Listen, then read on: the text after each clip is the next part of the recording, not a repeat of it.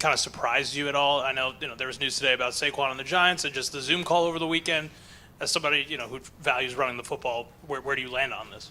Well, to me, it's still an important part of the game. I mean, you need 11 players out on the field, and each guy doing their job. And it's interesting because what has happened is that this has become a multi-bag league. You've got to have 2-3 guys that have an ability to share the load, and it really has changed the value where you don't have that one primary back. You have a few backs that do everything well together and work together. And in this style of offense, from what I've seen, you share the load. And that's what we want to continue. We want to be able to share the load with our playmakers. And we think we've got a good combination of running backs now. Coach, installing a new offense, a new offensive coordinator, a new quarterback, typically seen as hurdles for any NFL team.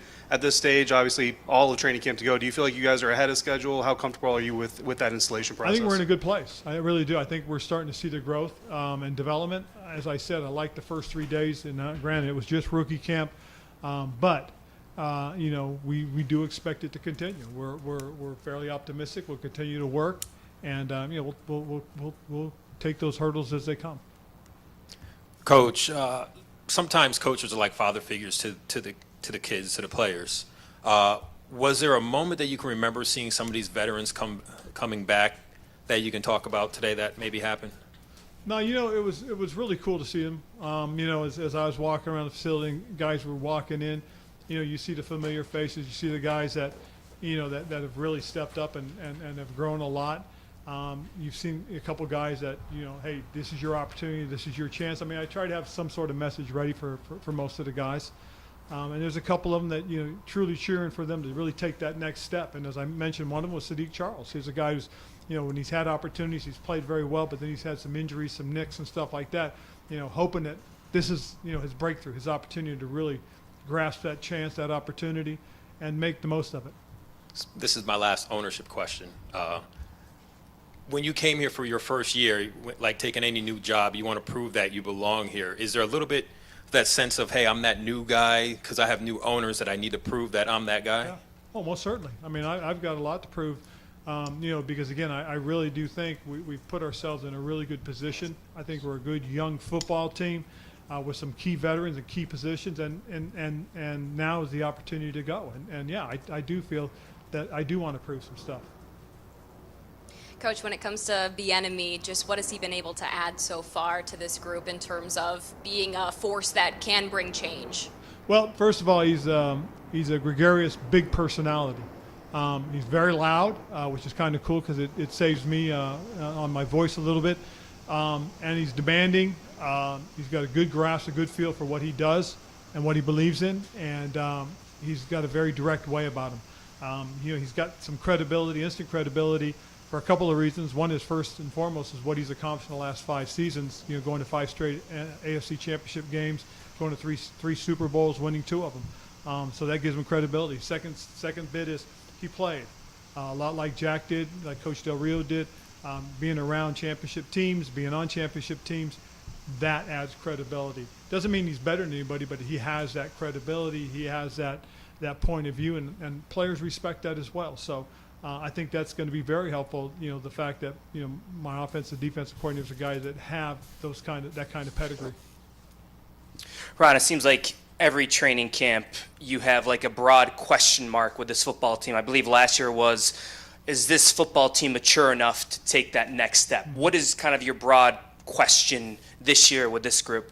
Well, I think more so than anything else is it's going to obviously start with the quarterback position. I mean, that's about as big a question, broad a question as it gets. Has Sam grown and developed enough to help us take the next step?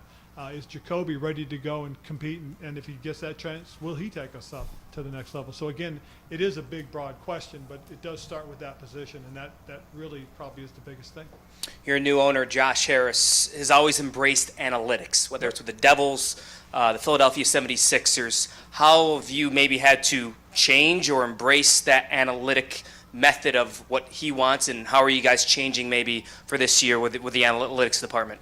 Well, we've always used analytics. Since I got here, we've been using analytics. I used it when I was in Carolina.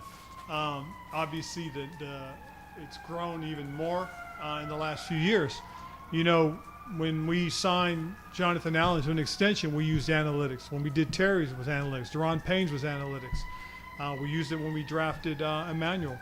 And then we look at it and we use it when we game plan. I mean, analytics is nothing new. People have been using it for a long time. It's just really been pushed to the forefront because a lot more people talk about it. But we've done it. We've used it. My conversations with Mr. Harrison, knowing that they use it, they've used it with the Devils, as you mentioned, and the 76ers to help them in their decision-making process. It's one of the elements that you use. You know, you have your scouting department, you got your coaching, and you got your analytics, and you take all three and you combine them, and that helps you come to what you believe are the best decisions. And so we do that. And in listening and talking with Mr. Harris, you know, there's an opportunity for us to continue to grow that department and get those tools really even more so available for us going forward. Just to follow up on having a lot to prove or feeling like you have a lot to prove, how much of that is just Harris related and also kind of the circumstances where you guys find yourselves as a team not having made the playoffs the last 2 years? I think the circumstances. We've been too close.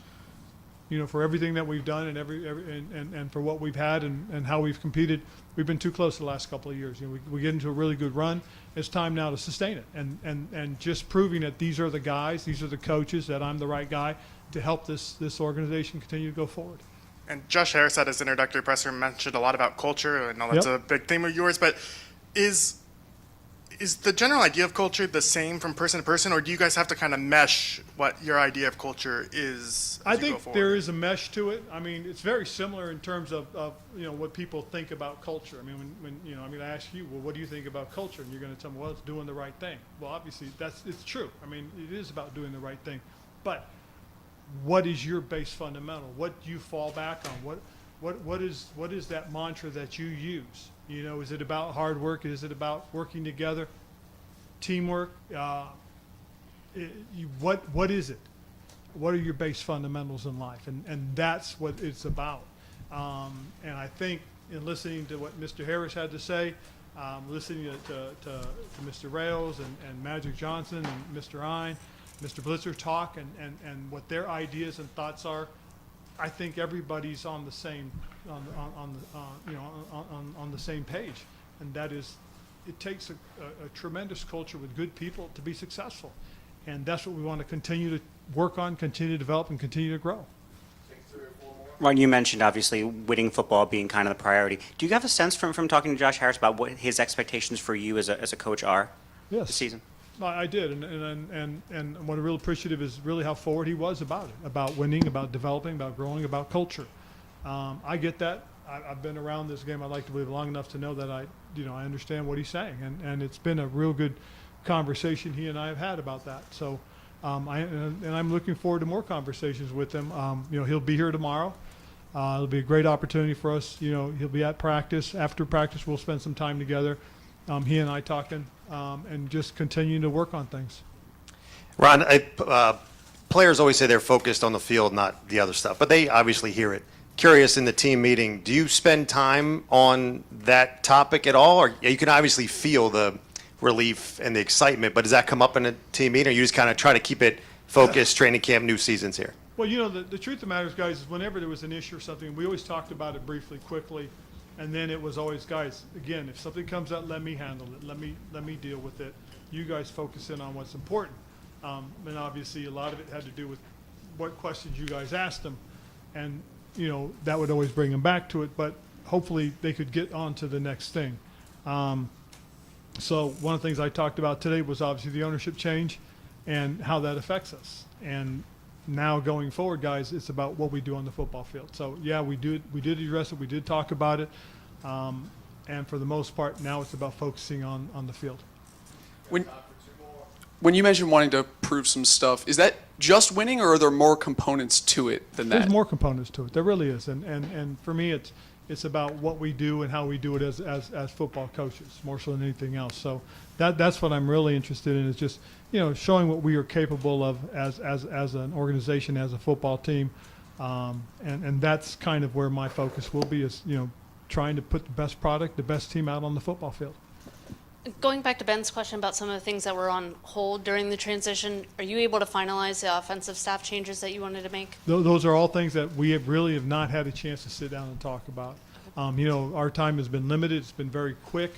I was given one opportunity to discuss things prior to the completion of the sale, which we did have a great conversation, and a lot of topics were broached, but we weren't able to make any decisions on it because the sale hadn't been completed.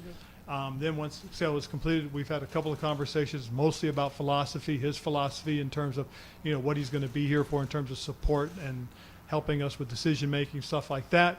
But we really haven't had the chance to get into the nuts and bolts. There's plenty of time for us to do that. We just started training camp. We're still in July. And a lot of those things, we do expect at some point to be able to address and deal with.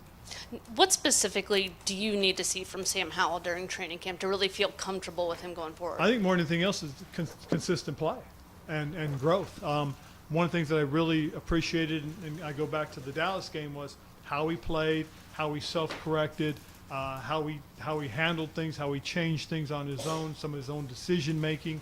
Those are things you want to see that tells you he's growing, he's getting it. And so when you watch him in practice, you watch him closely, how is he handling those types of deals? There's a lot of things that we will focus on, we will pay attention to, in working with Eric and Tavita, and I think that, and Kenny Zampese, we've got guys, we've got eyes on him, and we're really going through and kind of nitpicking almost, just making sure he's doing those things. If you do get the green light to do some extensions, I guess, down the road, would you feel urgency to get anything done before the season, or would you want the season to play out before you say, hey, let's commit to this guy or that guy? Well, I think the biggest thing is we'll see how things are unfolding with the players first and foremost once we get out on the field. Until, that gives us the opportunity to see our guys, but also, when we do have an opportunity to sit down and talk with the ownership, it will all be about the planning. And that's one thing we haven't had the chance to talk about. There will be a time when we will sit down, but we will talk about the roster build and then roster planning in terms of the future with them. And until then, everything is still on hold, but, we do have an opportunity coming up. All right, thanks, Coach. Cool. Thank you, guys.